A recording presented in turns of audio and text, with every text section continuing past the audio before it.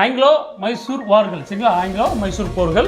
முதலாம் ஆங்கிலோ மைசூர் வார் 1767 1769 வரைக்கும் நடக்கும்.